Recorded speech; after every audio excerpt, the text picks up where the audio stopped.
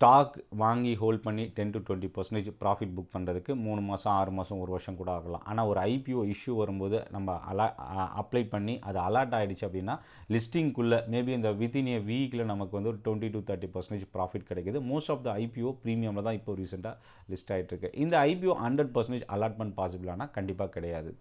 Application பேசிஸில் தான் இது அலாட் ஆகுது. அதாவது மேக்ஸிமம் குவான்டிட்டி அப்ளை பண்ணாலும் சரி, மினிமம் குவான்டிட்டி அப்ளை பண்ணாலும் ஒரு அப்ளிகேஷன் அந்த ஈக்குவல் ரெஸ்பான்ஸ் தான் கிடைக்கும் இன்வெஸ்டாரை பொறுத்த வரைக்கும். ரெண்டாவது கட் ஆஃப் ப்ரைஸை சூஸ் பண்ணுறது பெட்டர். ஏன்னா இப்போ வர ஐபிஓஸ் மோர் தென் 1 டைமுக்கு மேலே தான் சப்ஸ்கிரிப்ஷன்ஸ் வந்து நடக்குது. அப்போ வந்து என்னென்னா நம்ம கட் ஆஃப் ப்ரைஸ் சூஸ் பண்ணுறது பெட்டர். மூணாவது ஃபேமிலி மெம்பர்ஸ் நேமில் வந்து நம்ம ஐபிஓ வந்து அப்ளை பண்ணலாம். ஸோ 3 லாட் ஒரே அக்கௌண்ட்டில் பண்ணுறதை விட ஒரு லாட் வந்து ஃபேமிலி மெம்பர்ஸ் நேமில் பண்ணும்போது நமக்கு அதுக்கான பாசிபிலிட்டியை அதிகமாக்க முடியும்.